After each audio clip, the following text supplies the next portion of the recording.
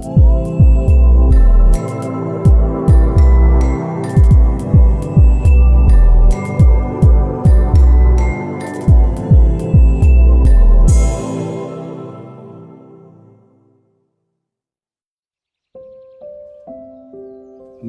വചനം പേജിലൂടെ വിശുദ്ധ വേദപുസ്തകത്തിൽ രക്ഷിക്കപ്പെട്ട വിശ്വാസികളുടെ രക്ഷാ നഷ്ടപ്രമേയത്തെക്കുറിച്ച് സംശയിപ്പിക്കുന്ന അല്ലെങ്കിൽ നഷ്ടപ്പെട്ടു പോകാൻ സാധ്യതയുണ്ടെന്ന് ദ്യോതിപ്പിക്കുന്ന ചില വേദഭാഗങ്ങൾ കൂടിയുള്ള പഠന പരമ്പരയാണ് നാം ഇപ്പോൾ ചെയ്തുകൊണ്ടിരിക്കുന്നത്. അതിന്റെ വേറൊരു എപ്പിസോഡിലേക്ക് നാം ഇപ്പോൾ കടന്നു വരുന്നു.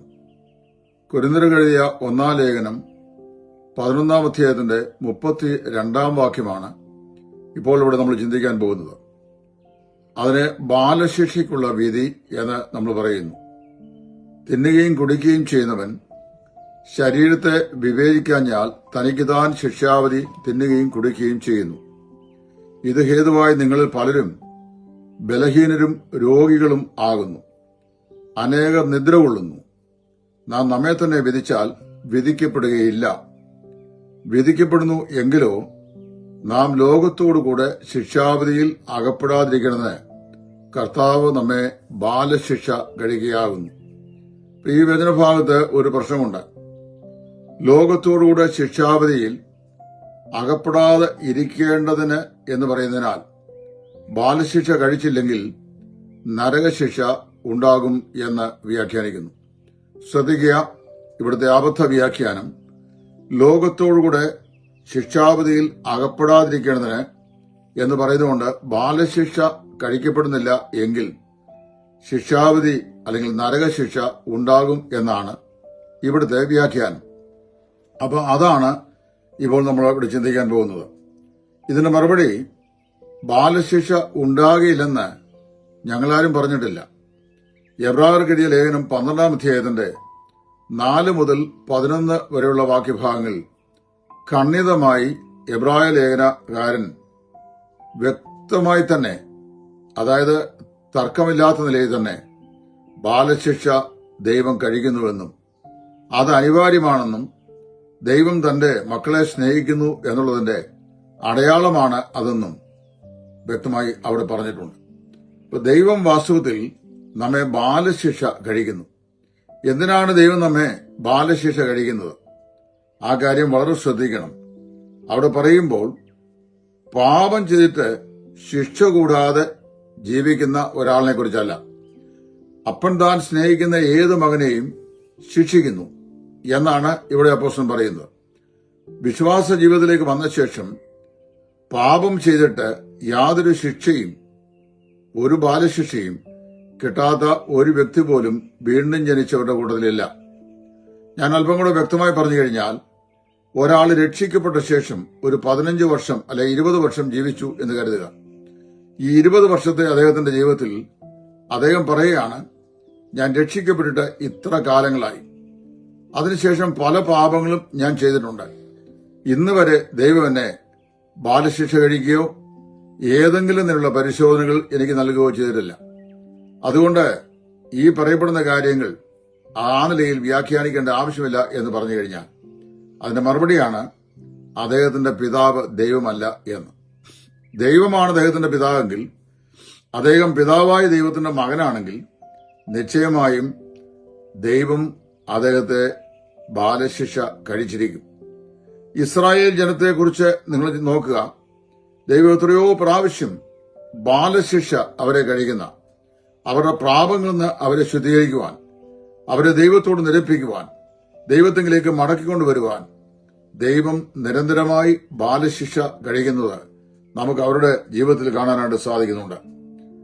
അപ്പോൾ രക്ഷിക്കപ്പെട്ട ഒരു വിശ്വാസി അവൻ രക്ഷിക്കപ്പെട്ടു എന്ന് പറയുകയും അതേസമയത്ത് യാതൊരുവിധമായ ബാലശിക്ഷയും തന്റെ ജീവിതത്തിൽ വന്നു ഭവിക്കുന്ന പാപങ്ങൾക്ക് സംഭവിക്കുന്നില്ല എന്ന് അദ്ദേഹം അഭിമാനിക്കുകയും ചെയ്യുന്നു എങ്കിൽ വാസ്തവത്തിൽ അദ്ദേഹം വീണ്ടും ജനിച്ചവനല്ല, ദൈവം അദ്ദേഹത്തിന്റെ പിതാവല്ല, ദൈവം അദ്ദേഹത്തെ അറിഞ്ഞിട്ടില്ല എന്നാണ് നമുക്ക് ആത്യന്തികമായി നിർണയിക്കുവാൻ സാധിക്കുക. വീണ്ടും ജനിച്ച ഒരാൾ തെറ്റ് ചെയ്താൽ നിശ്ചയമായും ബാലശിക്ഷ ഉണ്ടാകും. ആ ബാലശിക്ഷ നരകശിക്ഷ അല്ലെന്ന് മാത്രം. ബാലശിക്ഷയും നരകശിക്ഷയും തമ്മിൽ വേർതിരിച്ചു പഠിക്കാൻ കഴിയാത്തതിന്റെ ഫലമാണ് ബാലശിക്ഷയെ നരകശിക്ഷയായി ചില ആളുകൾ കണക്കാക്കുന്നത്. സങ്കീർത്തനങ്ങൾ 7:11 വായിക്കുമ്പോൾ ദൈവം നീതിയുള്ള ന്യായാധിപതിയാകുന്നു എന്ന് അവിടെ സങ്കീർത്തനക്കാരൻ പറയുന്നു. നീതി ദൈവത്തിന്റെ സിംഹാസനത്തിന്റെ അടിസ്ഥാനമാണ്. വിശുദ്ധി അതിന്റെ സ്വഭാവമാണ്. ദൈവത്തിന്റെ നീതിയും ദൈവത്തിന്റെ വിശുദ്ധിയും ഒരുപോലെയാണ് പോകുന്നത്. അതിനൊരു അസന്തുലിത ഇല്ലെന്ന് ദൈവവചനത്തിൽ കൂടെ നമുക്ക് മനസ്സിലാക്കാൻ കഴിയുന്നു. ദൈവത്തിന്റെ കോടതി നിയമത്തിന് വിരോധമായ പാപത്തിന് ശിക്ഷിക്കാതിരിക്കാൻ ദൈവത്തിന് ഒരിക്കലും സാധിക്കുകയില്ല. രാജ്യത്തിന്റെ നിയമത്തിലെ ഏതെങ്കിലും നിയമങ്ങളെ തെറ്റിച്ചാൽ അതിനുള്ള തക്കതായ ശിക്ഷ നൽകേണ്ടതിനാണ് കോടതികളിൽ ന്യായാധിപന്മാരെ ദൈവം വെച്ചിട്ടുള്ളത്. റോമാലേഖനം 13 അധ്യായത്തിലെ വിവരണപ്രകാരം അത്തരം എല്ലാ ന്യായാധിപന്മാരും എല്ലാ ഉദ്യോഗസ്ഥന്മാരും നിയമപാലകരും നിയമനിർമ്മാതാക്കളും എല്ലാം ദൈവത്താൽ നിയമിക്കപ്പെട്ട ദൈവത്തിന്റെ ദാസന്മാരാകുന്നു എന്ന് മനസ്സിലാക്കാൻ സാധിക്കുന്നു. രാജ്യ നിയമം ലംഘിച്ചാൽ രാഷ്ട്രത്തിന്റെ നിയമപ്രകാരമുള്ള ശിക്ഷ പൗരന് ലഭിക്കുന്ന പോലെ ദൈവകോടതിയുടെ നിയമങ്ങൾ ലംഘിച്ചാൽ ദൈവകോടതിയുടെ നിയമപ്രകാരമുള്ള ശിക്ഷകൾ ഒരു വിശ്വാസിക്ക് ലഭിക്കുന്നതാണ്. എന്നാൽ ശിക്ഷയിൽ ഒരു വ്യത്യാസമുണ്ട് എന്നുള്ള കാര്യം നമ്മൾ മനസ്സിലാക്കണം. എന്താണ് ഈ ശിക്ഷയിലെ വ്യത്യാസം? അവിശ്വാസികളുടെയും വിശ്വാസികളുടെയും ശിക്ഷയിൽ വ്യത്യാസമുണ്ട്.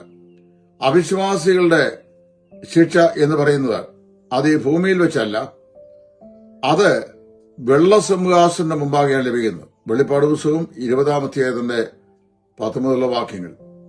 വെള്ളസിംഹാസനിലെ ന്യായവിധി എന്ന് പറയുന്നത് സഹസ്രാബ്ദ വാഴ്ചയ്ക്കും ശേഷം ലോകാന്ത്യത്തിൽ സംഭവിക്കാനുള്ള ഏറ്റവും ഒടുവിലത്തെ ന്യായവിധിയാണ്. ആ ന്യായവിധി ശിക്ഷാവിധിയാണ്. അവിടെ വ്യക്തമായി 20:14 പറയുന്നു, എന്നാൽ മരണത്തെയും പാതാളത്തെയും തീപ്പൊയ്കയിൽ തള്ളിയിട്ടു. ഈ തീപ്പൊയ്ക രണ്ടാമത്തെ മരണം. ഒന്നാം പുനരുദ്ധാനത്തിൽ പങ്കുള്ളവന് രണ്ടാം മരണത്താൽ ദോഷം വരികയില്ല എന്നും കർത്താവ് ഉറപ്പിച്ച് പറഞ്ഞിട്ടുണ്ട്. വെള്ളസിംഹാസന ന്യായവിധിയിൽ അത് രക്ഷിക്കപ്പെടാത്ത എല്ലാ ആളുകളും ഉൾപ്പെടും. അവർക്ക് എല്ലാവർക്കും ആ ന്യായവിധി ലഭിക്കുകയും ചെയ്യും. എന്നാൽ രക്ഷിക്കപ്പെട്ട വിശ്വാസികൾക്ക് വെള്ളസിംഹാസന ന്യായവിധിയില്ല. കാരണം വെള്ളസിംഹാസനത്തിന്റെ മുമ്പാകെ ന്യായം വിധിക്കപ്പെട്ട് പ്രവൃത്തികൾക്ക് ഒത്തവണ്ണം തള്ളുന്നത് നിത്യ നരകാഗ്നിയിലേക്കാണ്. അത് അവിടെ അവരുടെ പുഴു ചാകുന്നില്ല, തീ കിടന്നില്ല, എല്ലാവരും തീയാൽ ഉപ്പിടപ്പെടും എന്നൊരിടത്തിൽ വായിക്കുന്നു. എന്നാൽ ഇവിടെ നമ്മൾ വായിക്കുന്ന ഈ ബാലശിക്ഷ അത് നരകശിക്ഷയല്ല, അത് ക്രിസ്തുവിന്റെ നിരന്തരമായി നമ്മുടെ ജീവിതത്തിൽ നൽകുന്ന ശുദ്ധീകരണത്തിന്റെ ഭാഗമാണ്. രക്ഷിക്കപ്പെട്ട വിശ്വാസികൾ ദൈവകോടതിക്കും ദൈവവചനത്തിനും വിരുദ്ധമായ നിലയിലുള്ള ഏതെങ്കിലും തരത്തിൽപ്പെട്ട പാപങ്ങൾ ചെയ്താൽ ആ പാപങ്ങളിൽ നിന്ന് അവർക്ക് ശുദ്ധീകരണം പ്രാപിച്ച് ദൈവത്തോടും ദൈവത്തിന്റെ നിയമവ്യവസ്ഥയോടും വിശ്വസ്തത പുലർത്തി അവർ ശുദ്ധീകരണമുള്ളവരായി ജീവിക്കുന്നതിന് ദൈവം അവരെ ബാലശിക്ഷ കഴിക്കുന്നു. ബാലശിക്ഷ കഴിക്കുന്നവന് ശുദ്ധീകരണമാണ് പ്രാപിക്കുന്നത്, ശിക്ഷാവിധിയല്ല. ഒരു രക്ഷിക്കപ്പെട്ട ദൈവപൈതൽ തന്റെ ജീവിതത്തിൽ അരുതാത്ത ഏതെങ്കിലും നിലയിലുള്ള പാപങ്ങൾ ചെയ്തിട്ട് ദൈവം അവനെ ബാലശിക്ഷ കഴിച്ചാൽ ആ ബാലശിക്ഷ ശിക്ഷാവിധി ആണ് എന്ന് ഒരിക്കലും ചിന്തിക്കരുത്. അത് ഈ ബാലശിക്ഷയിൽ രോഗങ്ങൾ, വിട്ടുമാറാത്ത രോഗങ്ങൾ, മനോപീഡകൾ, സാമ്പത്തിക ബുദ്ധിമുട്ടുകൾ, എതിർപ്പുകൾ, ഒറ്റപ്പെടലുകൾ, ഒരുപക്ഷെങ്കിലും മരണം വരെ ഉള്ള അനുഭവങ്ങൾ ഒരു വ്യക്തിയുടെ ജീവിതത്തിൽ ഉണ്ടാകാവുന്നതാണ്. ഇവിടെ ശിക്ഷാവിധി എന്ന് ഉപയോഗിച്ചിരിക്കുന്നതിന് മൂലഭാഷയായ ഗ്രീക്കിൽ ഉപയോഗിക്കുന്ന പദം കാറ്റ ക്രീമ എന്ന വാക്കാണ്. കാറ്റ ക്രീമ 2 പദങ്ങളുടെ സമുച്ചയമാണ്. കാറ്റ എന്ന് പറയുന്ന കൺജങ്ഷനും ക്രീമ എന്ന് പറയുന്ന പദവും ക്രിയയും കൂടെ ചേർന്ന് വരുന്ന വീടാണ് കാറ്റ ക്രീമ. അതിന്റെ അർത്ഥം ശിക്ഷാവിധി എന്ന് തന്നെയാണ്. ന്യായവിധിയിൽ ശിക്ഷ ഉണ്ടാകണമെന്ന് നിർബന്ധം. ദൈവം ന്യായം വിധിക്കുമ്പോൾ അതിൽ നിശ്ചയമായും ദൈവ സ്വഭാവത്തിനും ദൈവനീതിക്കും അനുസരണമായ ശിക്ഷ ഉണ്ടാകും എന്ന് നാം വായിക്കുന്നു. എന്നാൽ ന്യായവിധി എന്ന വാക്കിന് പ്രത്യേകാൽ വരുന്ന പദം ക്രീമ എന്നുള്ള വാക്കാണ്, കാറ്റ ക്രീമ അല്ല. അതെന്താണ്? അത് ന്യായമായി വിധിച്ച് ശുദ്ധീകരിക്കുക. വിശ്വാസികളുടെ ബന്ധത്തിൽ ന്യായവിധി എന്നുള്ള വാക്ക് ഉപയോഗിക്കുന്നതിൽ അത് നിരന്തരമായി ദൈവം ചെയ്യുന്നു വരുന്നു. ക്രീമ എന്ന് പറയുന്നത് നിരന്തരമായി ദൈവം ചെയ്യുകയാണ്. യോഹന്നാന്റെ സുവിശേഷത്തിൽ 15 കർത്താവ് പറയുമ്പോൾ മുന്തിരിവള്ളിയുടെ ഉപമ പറയുന്നുണ്ട്. അത് പറയുമ്പോൾ ഫലം കായ്ക്കുന്നതൊക്കെയും അധികം ഫലം കായ്ക്കേണ്ടതിന് താൻ ചെത്തി വെടിപ്പാക്കുന്നു. ബാലശിക്ഷ ഒരു ചെത്തി വെടിപ്പാക്കലാണ്. ചിലപ്പോൾ നമ്മൾ ചില അപ്പന്മാരെ മക്കൾ കുറ്റം ചെയ്യുന്നത് കാണുമ്പോൾ അപ്പോൾ കയ്യിൽ കിട്ടുന്ന എന്തോ അതെടുത്ത് അവരെ പ്രഹരിക്കും. അതിൽ വിവേചനമൊന്നും കാണുകയില്ല. ദൈവം അങ്ങനെ ശിക്ഷിക്കുകയില്ല. ദൈവകോടതിന് മുമ്പാകെ വിചാരണയ്ക്ക് എത്തുന്ന ഒരു വിശ്വാസിയെ ദൈവത്തിന്റെ വചനപ്രകാരം ദൈവം ശോധന ചെയ്യുകയും അവനെ കൊണ്ടുള്ള ദൈവിക ഉദ്ദേശത്തിനായി അവനെ ശുദ്ധീകരിച്ച് വേർതിരിക്കുകയും ചെയ്യുന്നു. ദാനിയേൽ 4:17 ദൈവം അപ്രകാരം ചെയ്യുന്ന ഒരു ശുദ്ധീകരണം അല്ലെങ്കിൽ ബാലശിക്ഷ നമുക്ക് കാണാം. അതുപോലെ തന്നെ 1 കൊരിന്ത്യർ 5 ദുഷ്ടനെ കുറിച്ച് പറയുന്ന ഭാഗത്തും അത്തരം ഒരു ബാലശിക്ഷ നമുക്ക് കാണാൻ കഴിയുന്നുണ്ട്.